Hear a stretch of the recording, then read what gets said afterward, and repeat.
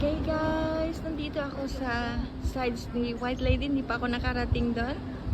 So, yan ang next na pupuntahan ko kasi nandito pa lang ako sa may reclining Buddha. So, ito po ang view dito sa kung saan ako naruroon.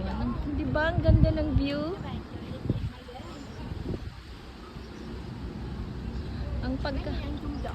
Ang pagkaalam ko, nandoon kami sa area noon last year, malayo doon.